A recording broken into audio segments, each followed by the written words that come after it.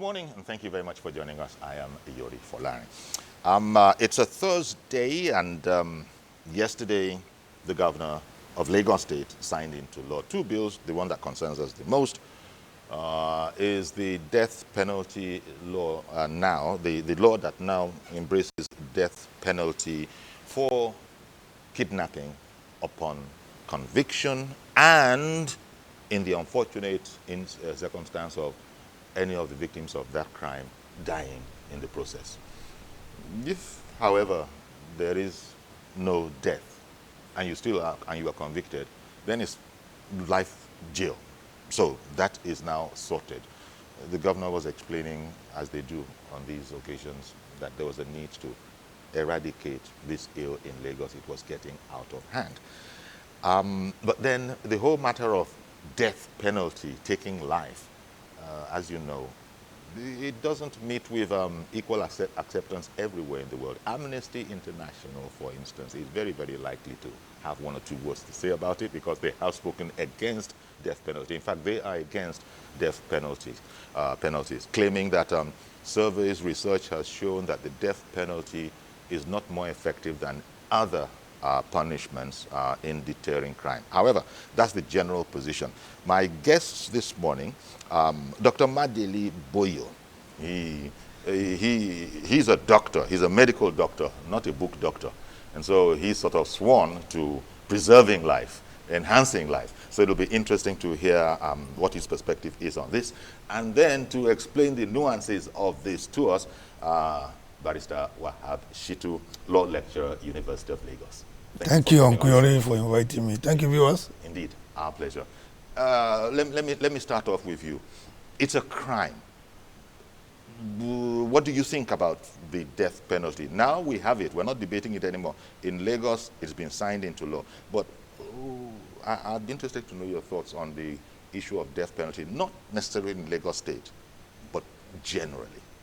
Yeah, but let's start with the fact that Lagos was the first state to Edo State 2013, and before then, Akwa Ibom, Abia State, Anambra, Ebonyi, Enugu State. They all have the death penalty. And the case of Lagos State, really, as the law stated, was that if the victim died in the custody of the kidnappers, then they will face the death penalty. And upon conviction. Yeah, upon conviction, and they face death penalty. Or they go for life imprisonment for just ordinary kidnapping. And the issue here is that in Nigeria today, there have been other instruments that have led to the death penalty. But we still know that there are laws in this country that deter the death penalty with pregnant women and children below the age of 18, and people that have been certified as mentally insane. Even when they are guilty, maybe that's a bit of an oxymoron. I don't know that you can be guilty if you are insane. I think this is a viable defense, but proving it is going to be one heck of a job. If you claim to be insane at the time this thing happened, and then if you are pregnant and you are carrying a baby at the time of the judgment, I mean, people cannot. But for this application of the law, I wanted to know what you, as a professional, you ordinarily sworn to preserving life. Do you think that, well, it is what it is, it's necessary, or are you uncomfortable with it? Well, I'm uncomfortable with it, but when a law is enacted as a doctor, your job is to, because at the end of the day, if you listen to the governor yesterday, it was enacted as a deterrent, and then a lot of people have also died in the hands of kidnappers. Okay. And then you have those who have also died as collateral damages because their father, their loved ones have been kidnapped, they've gone into all kinds of crises. So generally you see the rationale. Yeah, I see the rationale behind it because both the victims and their relatives themselves are subject to so much harm that at the end of the day, if the government decides to take the life of the kidnapper himself, and this reduces the incident of kidnapping in the towns, we also reduce the incidence of death from kidnapping. Okay. Barrister Shittu, no doubt, I'm sure I'm particularly interested in your thoughts on the death penalty.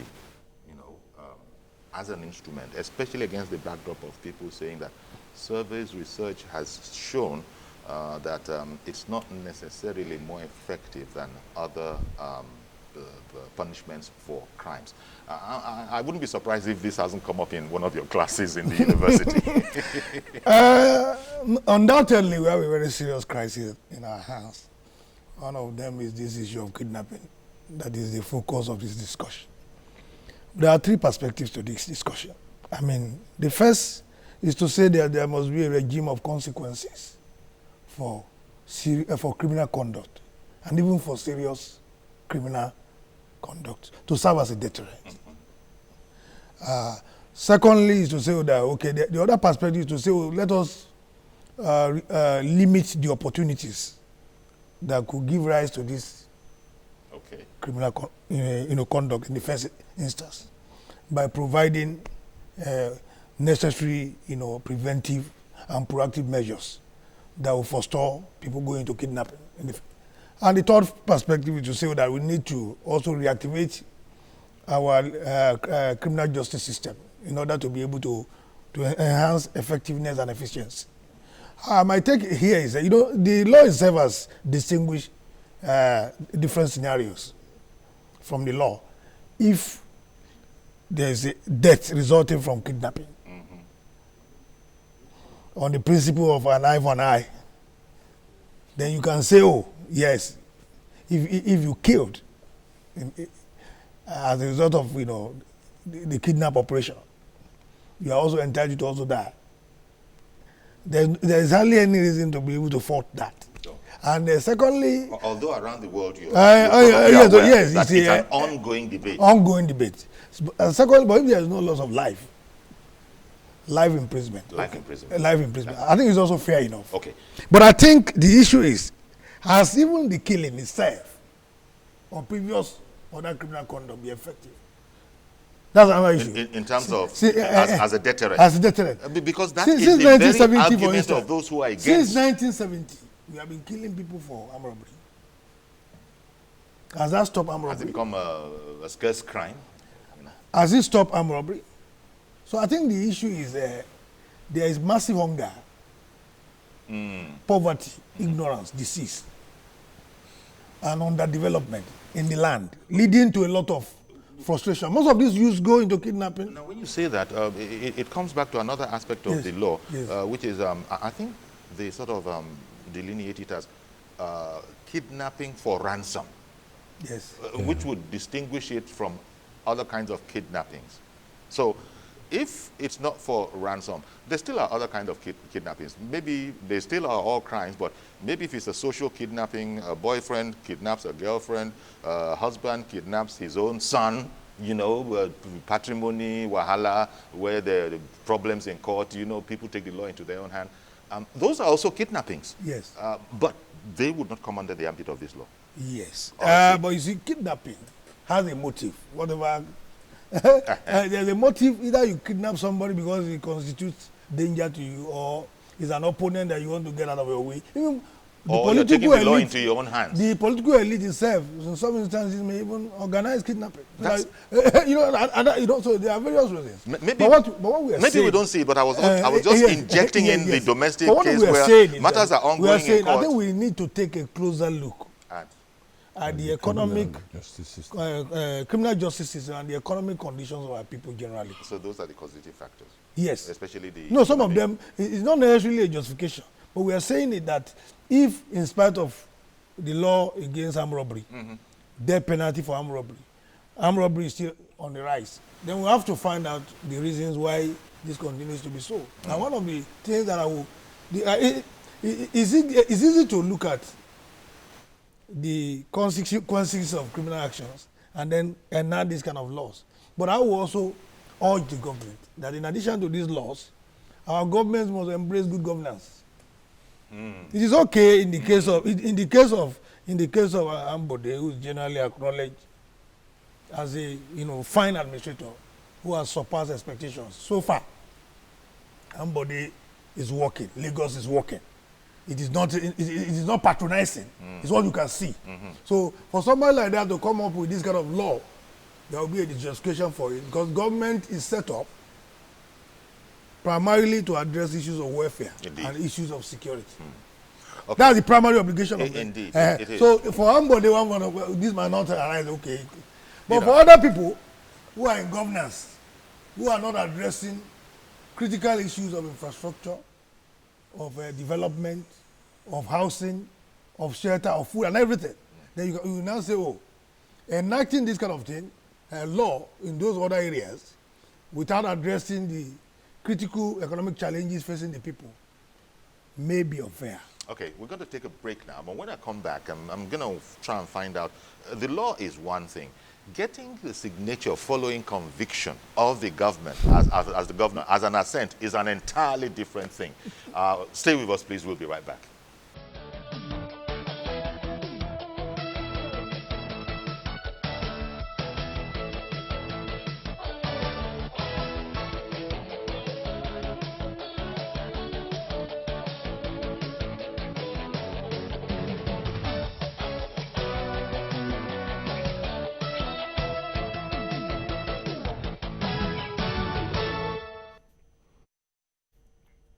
Welcome back. We're looking at the Lagos State law just signed yesterday that now prescribes death penalty upon conviction for kidnapping or life in jail if it's just a kidnapping but without a death. But if there is a death, there's so many aspects to this thing because the law just says if there's a death as a result of while that crime is in progress. Usually kidnapping takes some time depending on the success, if that is the word to use. It might be a few hours, it might be a few days, it might even be a few weeks. But I wonder if, not as a result of any violence, but let's say you kidnap somebody who is under medication and because of not having this medication, the person unfortunately dies. The law still will answer you that, sorry, you kidnapped this person and the person, even if he died in his sleep. Yeah, that's where the lawyers come in. Because the lawyers will insist that the person was not killed by you. Luckily, we have one right beside us. Yeah, because at the end of the day, the law of evidence is very tight. And it's so difficult to prove that you killed the person. Well. Difficult to prove. Because in the first place in this country, and that's where he was talking about before, the aspect of the criminal justice system, being able to identify people on time and trace them. If consequences are fast, consequences are sharp, and people know that if you kidnap today within latest 24 hours, look at the Brussels terrorists and the Paris terrorists. Within days, they were caught. And within days, they were being dealt with. Once you see these things happening, these are more deterrents than even the life or the death penalty itself. Dr. Boyo, yes. Yes, I understand that. And the other thing we also know, and perhaps it's not spoken about often enough, is that the law is one thing. You can sign that into effect. But when a convict, when a person is convicted of murder, for instance, and sentenced to death by the judge, it's not from there you take him to the execution ground. No. You still now require the governor's assent. Yes. Now, this has not been easy. And let me switch over to Barrister Shitu here. Let me quickly just correct an impression. Sure. I think in criminal justice system, you take your victim as you find him or her. If, for instance, if somebody is sick yes. and is kidnapped, yes, and he dies in consequence, the consequence is still the same. He died in your custody. It doesn't matter whether he's sick before or something like that. So nobody's going to come and prove that will not arise as far as the implementation of this law. When it comes to lawyers, anything can become an issue. Because the law is saying that if the man dies in consequence of as a result of being kidnapped, it doesn't matter. So even if it's just because he didn't have access to his regular medicine. And again, it's just the only example, the best example, for instance, that if I'm a sick person, that is not available. That information is not available to you. Yes. And you throw a punch at me, and God forbid, if there's results in the process, you are still a murderer. even in regular law, Yeah. apart from Especially kidnapping about or that, because- anything like Yeah, that. but see, what That's why- has been delaying things in Nigeria? But is I too agree. long. But I agree. Yeah, we When get the you point. so clear that you have 500 million in your account and you earn 20,000 naira a month, 24 senior advocate will appear for you to prove that. I the understand that. 500 I understand million that. can be explained. Yes. Even when you use 2 billion to clear grass, Sure. senior advocate will appear for you. That is still possible. Be that so as it I'm may. now saying that if you want to charge, I remember this vampire. This guy that was taken to court in somewhere in the east, and the people stormed the court and took him away. Doctor, how many? This is probably in your area. This law going its course. It's not ordinary people that execute the sentence passed down and assented to by the governor.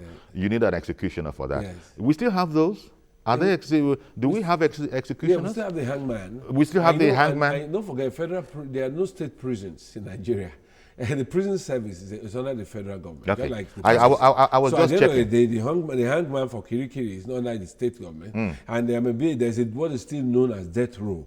And death row is really a row in which some people have been sentenced to death since 1985. But maybe assent has not come. come. Assent has come. They're waiting for their time.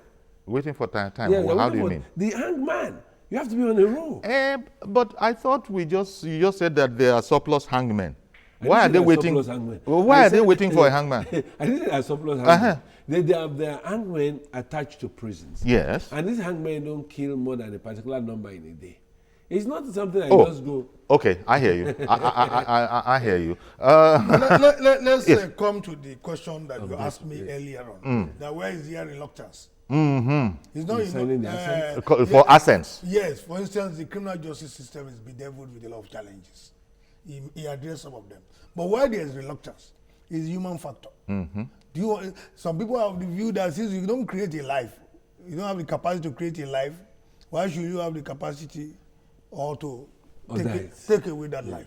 And that's a matter of Even though you are sanctioned, you are covered by law, so you have not committed a crime. You are saying, some conscience, people take a yes. spiritual, Yes. view of this. So those but I think a governor. So those kind of people yes. might take the Muhammad Ali conscientious objector Yes, route, yes. who said, "I will not join the army." They will not say. They don't avoid They it. just keep it and They then don't avoid it. avoid it. And Yeah, say, no, avoidance. if this man would die, let him die through some other consequence. So this is a problem. I don't want to have blood in my hand. So there's a reluctance. There's a reluctance, and this is a problem, is it not? Any governor or any government that has a way to enact this kind of law, I will assume that in spite of It has the resolve. these reservations, we have the resolve to also implement it. I think people like Ambode will not have any difficulty signing a dead one. That remains to be seen. No, because it takes a great political will Because to be able to enact this kind of Because thinking of Lagos State, I may be wrong, but I can't remember that Asiwaju Bola Ahmed Tinubu signed any execution, assented. I don't remember immediately that Fashola also assented to any execution. So why will Ambode come and assent to But those anything? ones didn't enact this kind of No, law. But there are other reasons to be sentenced to death. How many Again, armed robbers have been- the other issue that we shouldn't overlook is that this even assent will only arise after conviction. Yes, after conviction, which is not a Like 2 he days pointed affair. out, the delay in securing conviction itself, before Will you take even even- get to that stage, Could take it years. could take years. Somebody might not even be able to. Why do these things take, as you just said, years? In the case of, we do fast tracking for I politics. think and front loading. it's a stakeholders problem. And in addition to that, It's a also- stakeholders problem. I wouldn't put it at the doorstep of any particular stakeholder. All of us are culpable. Both the prisons, the police, and the lawyers. the lawyers, the judges, and then even some of the witnesses, the investigators. Could also add. I see. All of could us are also culpable, add- and could that is why we need a change in mindset. could What we also call add- a change in our attitudinal chemistry. Yes. Could yes, also yes. add, could also add that the fact that the death penalty itself starts to be evidence beyond shadow of doubt. I imagine they want to just- make And And that is the criminal justice. That's the proof.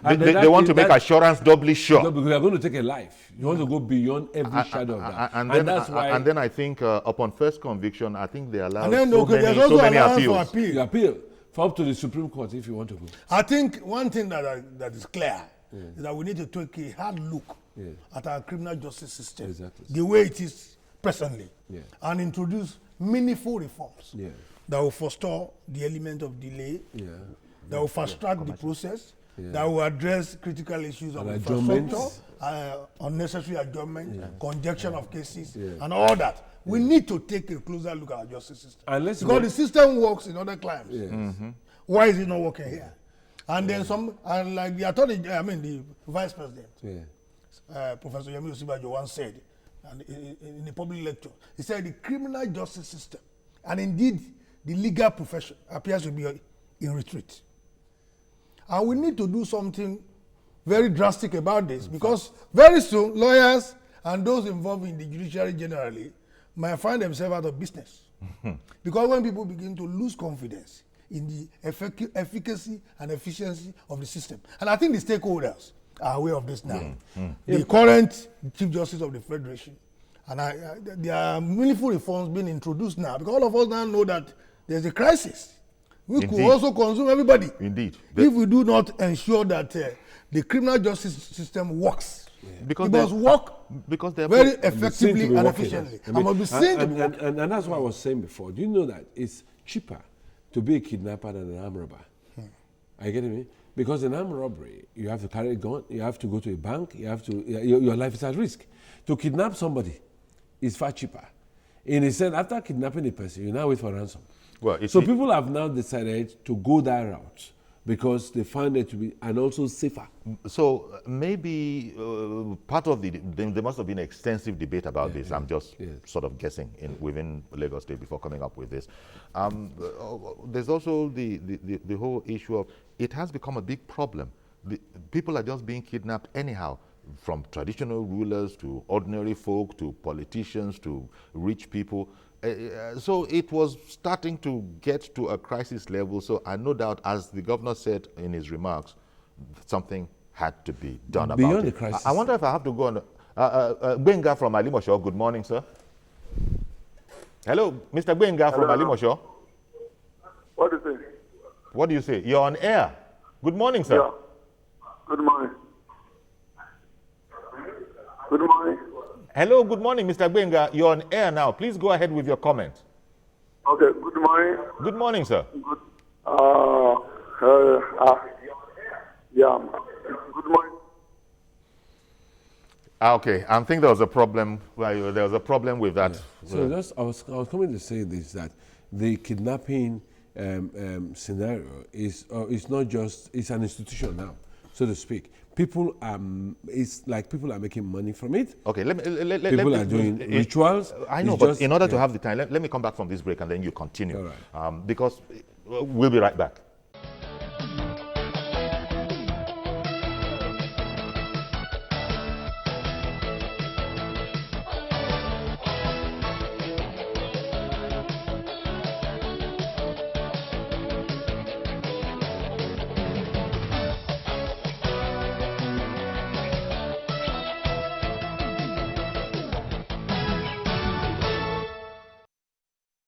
Okay, welcome back. We're looking at the death penalty now in force in Lagos State for kidnappers whose victims happen to die in the committing of that particular crime. Mr. George, thank you for holding on. Go ahead now, sir. Good morning, Uncle Yori, Good morning, Mr. George. and good morning to your panelists. Good morning. Good morning. Uncle Yori, I would look at it this way. Sure. You see, this issue of kidnapping came about as a result of the lapse of the police. What do I mean? Kidnapping has not just started. It started a long time ago, but the police did not take it serious, just like that of herdsmen Sega. The herdsmen started carrying arms a long time ago. From sticks, they graduated to arms. Police did not do anything about it until they started invading communities and killing people. So, and it has now become clear that police cannot handle kidnapping and herdsmen problems, which are common internal security problems. We now have to be calling in soldiers for things that police should naturally do. So where I think the emphasis should be is reformation of the police. Let the government reform the police. The police cannot be reformed by a fellow policeman, I mean a policeman from the system cannot reform the police as it is now. Let the government bring in an outsider, a criminologist, somebody who knows about security, but he's not necessarily in the police force. Only such a person can bring in the necessary reformation that the police needs. Okay. Even if you put a penalty for kidnapping and all that, it's not likely to solve the problem. We have to address it from the roots. This All is right. my view. Thank you very much. And, well, Mr. George is suggesting the police need reform. You have said that the criminal justice itself, the Yes. system itself. Yes, all the stakeholders, so- it's the stakeholders' problem. Oh, okay. The police need to be reformed. Lawyers need to reform themselves. Judges must reform themselves. I mean, and all those who are concerned The prison system. with the prison system must be reformed. And to address the element of delay, to address court conjunction, to prevent unnecessary adjournments, to enhance efficiency and effectiveness. We need to reform the criminal justice system because this delay is unacceptable. Because you are talking of this law, the application of this law, it can only come about after conviction. Okay. Dr. Kevin calling in from Ojodu, I believe. Good morning, sir. Yes, good morning all. Good morning.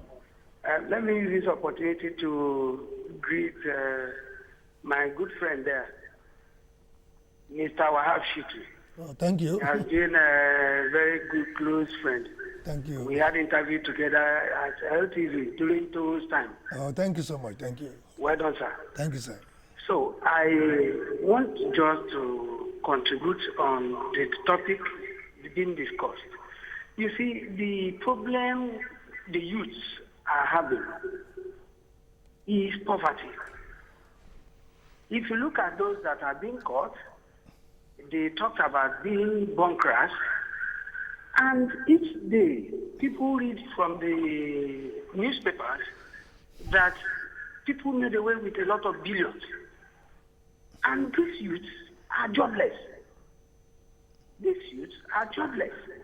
You see, when you want to talk about taking care of crime, you should look at the factors that could cause people to commit this crime. When you talk about police itself is not being taken care of. Our police are not being taken care of. So some of them feel very unconcerned. One that has not taken salary for 3 months to 4 months, you want him to go and start chasing people with guns? It's not done anywhere. So people should address the main cause. The main cause of this thing is poverty. And the elites, people that our leaders are not really taking care of things the way it's supposed to be. That is the truth. Thank you very much for calling in. The crime, as the governor said in his remarks, the crime of kidnapping, it's almost getting out of hand. School children, little children, and that's, I imagine, the part that just takes all bets off the table, because innocent children, you go there organized in a way and traumatize, kidnap them. I suppose that's... I think there's no doubt about the justification for this law. Government has a response. In spite of the conditions that we have enumerated that lead people to commit crime, government has a responsibility. And what is the responsibility of government? Security and welfare. To address these two. Any government that succeeds on these two elements has succeeded. Yes, but is the death penalty... So this death penalty... Is it effective considering what Amnesty is saying, for instance? Well, I think... that research and surveys have shown that... I think it can only be effective if certain conditions are put in place. Okay. And I think the governor also recognize some of these conditions. One, you need to activate the criminal justice system to enhance effectiveness and efficiency. And the government has also undertaken to put in place mechanisms that will ensure that this kidnapping itself, yes, is blocked. Well, yes. I mean, just like armed robbery, security, like armed robbery too. But there's no doubt that a lot of people now find kidnapping very lucrative. That's it. Yeah. Very lucrative. A sure avenue of accessing cheap funds. And because people who are kidnapped, relations of those who are kidnapped are anxious to get their people released, and they will readily, cooperate with them and not yes. carry the police along because they've been warned not to do so. Yes, not to do so. So, and those who have gone through this experience will tell you it's a very horrible experience. Because you are not even sure as a victim whether you are going to come out alive. Okay. Even after the money is paid. Yes. The ransom is paid. You are not sure whether your life will be spared. So it's a horrible experience. And government has a duty to intervene. Indeed. In the way it has intervened. But whether it will be effective depends on some other variables, including putting up all the infrastructure in place to enhance the efficacy of the law. Not every state in the country. I think you were saying at the top that up to about 9 states, like Lagos is the latest of those states. Not every state actually has this law on its books. Does that sort of indicate that there are those who are a bit uncomfortable with this ultimate issue, the ethical issue of taking life, even if it is you have a judicial backing and reason? Sorry, Mr. Motoshaw from Ogun State has just called in, and I just lost him. I can hear that. Please. Yes, at the end of the day, let's also remember that some states run the Sharia system. So the issue of that one is no go yes, come. Just wait and get. I mean, straight away like that. 2 minutes just wait and get. So just do it upon conviction. Yes. No 22 years on death row. So we have that already. Then, like what was said before, some state governors, even those that, like the last one was Edo State, 2013. I know what people call Oshimole. All over the place that he has approved death penalty. People were really making a lot of noise. So these are the issues on the ground. And like we said, but it's a responsibility. It's a governor's responsibility. And these things at times, even the the act itself it's supposed to be a deterrent. Now, when you know there's a consequence for your action, that should make you not want to do it. But people still do it. One, like they said, poverty. But beyond that is that people know that this thing can drag, and they can get. Don't forget, when you kidnap people at times, people don't just die in custody. Sometimes they are killed. Sometimes they are traumatized to the point that they die. Other times you find out that they are denied food, denied water, and kept in very horrible conditions that they die. So okay. Let me, Mr. Okwando, I believe, did I get that right, from Enugu? Good morning, sir. Yeah, good morning, Uncle Yori. Thank you very much for calling, sir. Yeah. Please, I have a question for Barrister Larry. Yes, let's have the question. Okay. Will Barrister Larry, as a lawyer, represent a kidnapper? Barrister Wahab Shitu. Barrister Wahab Shitu. I'm sorry, Wahab Shitu. Okay. I'm sorry. Okay. Yeah, yes. See, let me tell you, the problem lies with us. See, it's not the judiciary. The judiciary, I tell you, in all, let's just regroup it to lawyers. Lawyers are the only people rubbishing the name of the judiciary. If a lawyer can say, I will not represent you, and that person, that kidnapper is sentenced, see, there is nobody to represent you. You are hereby sentenced. No, it doesn't work like that. In worst case scenario, the court will even appoint a legal aid. Let me educate the caller. Okay. I think we should. Thank you very much, Mr. Okwandu, for calling in. Let's get the lawyer's perspective on this. Well, I'm a lawyer. I'm bound by the code of ethics of my profession, and I'm not supposed to, refuse any brief, except there's conflict of interest. Okay. In the brief and all that. But what I'm saying is that to label somebody a criminal or a kidnapper without proof is also violative of the rights of the person. I'm trained to, to appreciate facts, evidence, element of proof, and all that. So that's why I would not go on air to label anybody a criminal. No. Or a corrupt person. That has to be proved. It has to be proved. So when somebody is accused, anybody can be accused of kidnapping. Even whether you are guilty or not is another issue. You're culpable or not is another issue. I will take a brief that does not conflict with my conscience and with the ethics of my profession. But if the facts are clear, for instance, if somebody comes to me to brief me and he confesses to me that he has actually kidnapped or is involved in some corrupt activity, I'll ask you to go and plead guilty. Okay. Mr. Usman Yes, sir. from Lagos Island. Good morning, sir.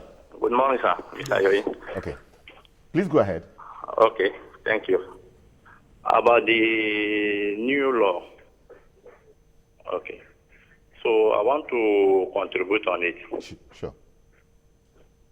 Please do Our so. government, they are supposed to follow the rule and regulation of the Lord.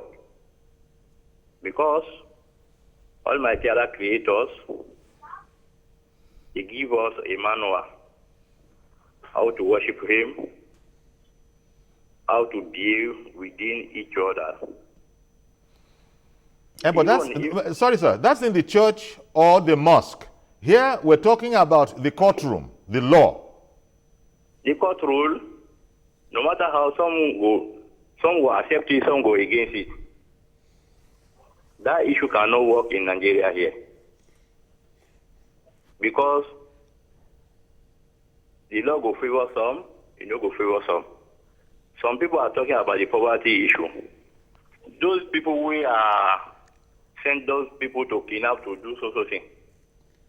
They are no poor person. They are among the richest of the country. If we say that the poverty issue, like me where I'm calling you now, I'm not a rich person, but I'm trying to succeed myself with the little way I have. That's if we do that. You know, by force, somebody can send you to do bad thing, and you contribute on it. So do you support death for convicted kidnappers? Yes, I support it. You support 100%. it? Okay. Thank you very much for calling. Uncle Harry, I'm sorry. And I think it's also unfair to label lawyers generally as constituting problems. No. I think you need lawyers in the society to enhance the quality of justice. Just like you need all other professionals. Okay. No, I think we should just distinguish between lawyers, yes, lawyers who are practicing the profession in line with the demands of the profession, and those who are subverting the system. Exactly. Every profession has its own And you have Yes, yes. every profession has its own bad eggs. Lawyers I think do- law and lawyers are necessary Yeah, for indeed. any society to function. Besides, lawyers don't In fact, create like you all said of the too, problems. Like you said too, if yeah. you do not have a lawyer, that will not be a reason for you to be executed. Yes. The court itself. They will appoint Yeah, will legal appoint, aid for you. I got to go to a commercial break now, but stay with us, please. We'll be right back.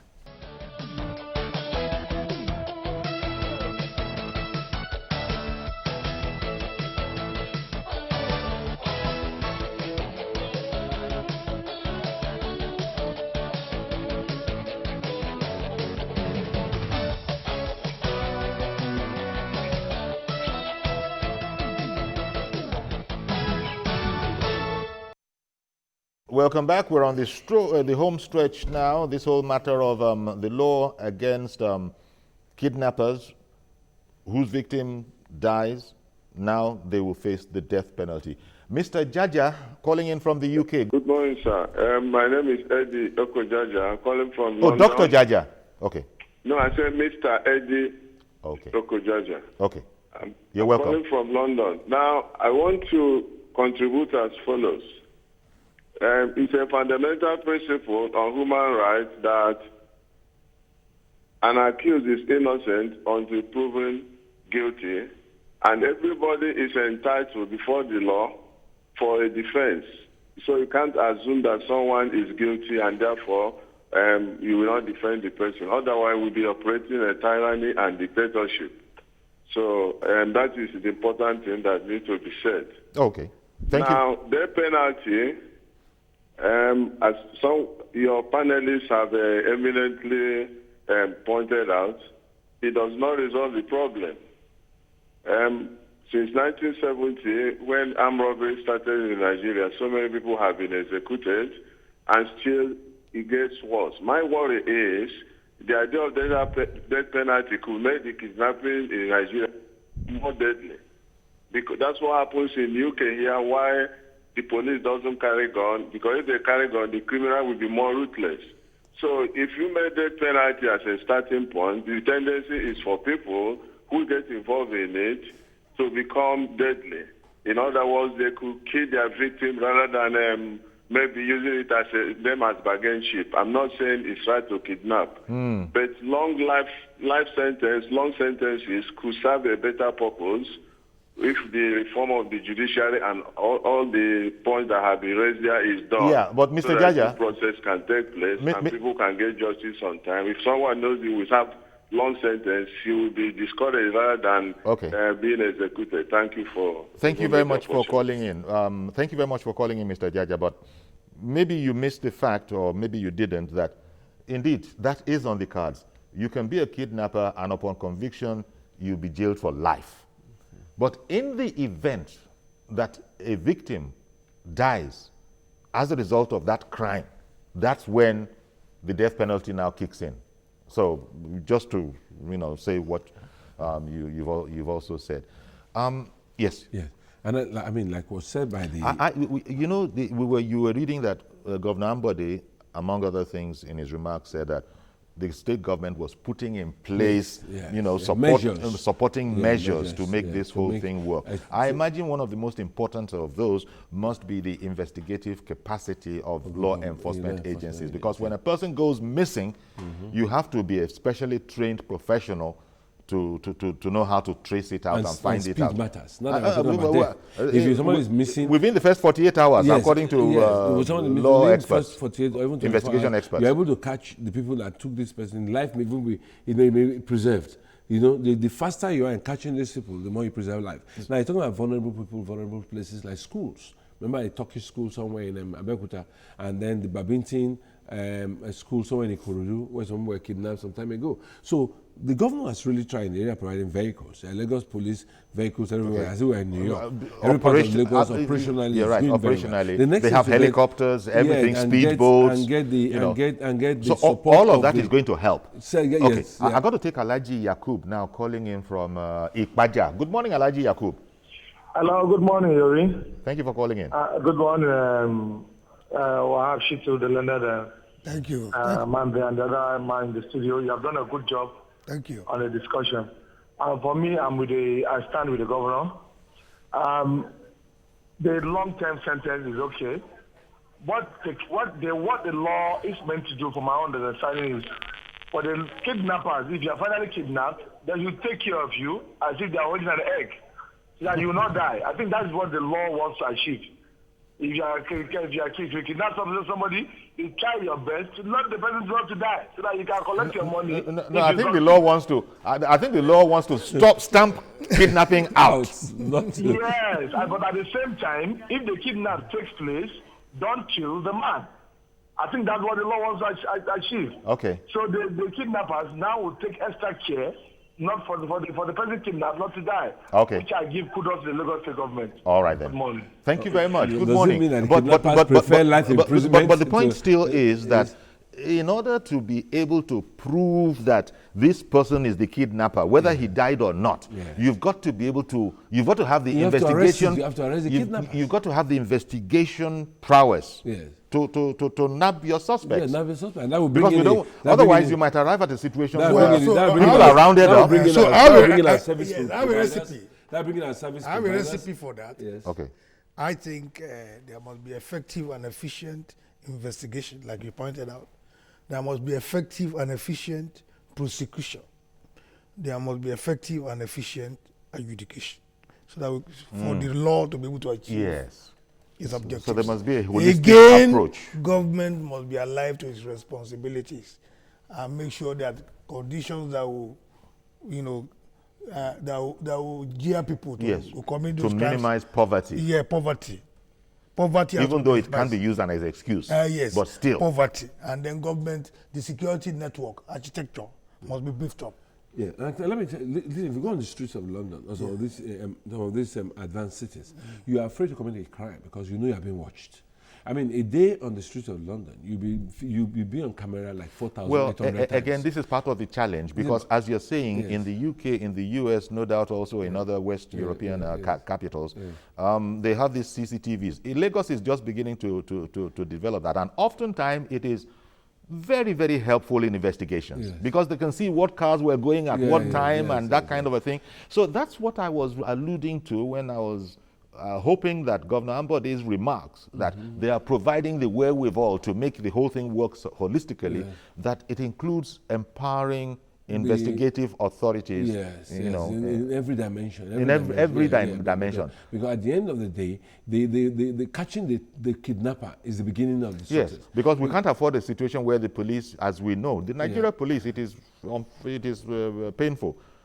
Sometimes they don't have paper to take statements. They've not been paid for 5 months. Yeah, so I met a policeman the other day who was telling me that petrol is low on that vehicle and it's diesel. I said, what's anybody's concern with that? Say, we have to do something. So if there's a serious case where people try to facilitate police investigation, then there's going to be a problem. Yes. You know, but I'm being told there's someone else. Udala, good morning, Mr. Yes, sir. Okay, thank you for calling in. Go ahead, please, Mr. Udala. Okay, good morning, sir. Good morning, sir. Yeah, yes, sir. From Benue. I really respect this program, and I respect what you people are doing out here. Thank you very much. I think those kidnappers still have their rights. And in Nigeria, I think life is not being respected in this country. So I don't agree with the Lagos State governor or whoever in Nigeria, because life is precious. So yeah, I would like the Lagos life is State precious, governor, but how about the kidnapper killing his victim? Yes, life is precious too. Life here is very, very hard, and our politicians are not seeing through that. Jobs should be created and things should be done in the right way. Okay. Other politicians have stolen funds from this country. Have them be killed? No, nobody have gone after them like this. Then you just want to kill a kidnapper because his own crime is different and he doesn't have the moral backup like the politicians. Okay. So we really need to face justice if we want to face justice. And to the lawyers who said here, if justice is not granted from any part of Nigeria as equal as others, then justice is not in Nigeria. Justice is for God to take on those people. So I don't think any human has a right to give straight death penalty. Thank you very much, Mr. Udala. Different strokes for different folks. And a young friend must be an alutua continua. But even apart from that, we made the point ourselves that there's no universal acceptance of the rightness of death penalty. He just happens to be one of those. Amnesty International itself, no less, has said that it doesn't work. So it must be said. Yeah. But he also brings forward, for me, I was able to get something else out of what he said. He's complaining that this system, our judicial system, is not fair. That essentially was what he was complaining about. He referred to corruption. You know, there are those who are campaigning that bring on the death penalty for convictions of corruption, for instance.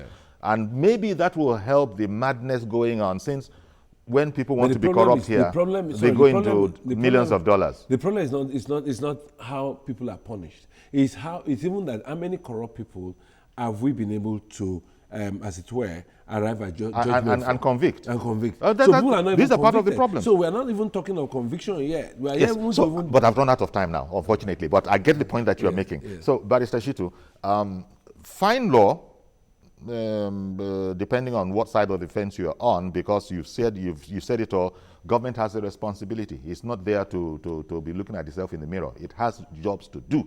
And this is one of the, fine law, no doubt, but subject to a caveat. Yes. Government must put in place needed infrastructure for the law to work, and secondly must work for the people, empower the people, so that they don't find kidnapping any option. lucrative. Yes. Lucrative, yes. So that we can get convictions and hopefully it will then peter the criminal out. justice system The whole thing will be- peter out because it's not worth it anymore. You could, And you before could you die. kill, before your victim dies, you have been caught. Okay, so thank you very much, Dr. Madili Boyo. Thank you very much for coming on. And Barrister Wahab Shitu, thank you as sir. always. Thank you. Indeed. We'll be back tomorrow, God willing, with a fresh edition of the program. I'm Yori Folani. Bye-bye for now.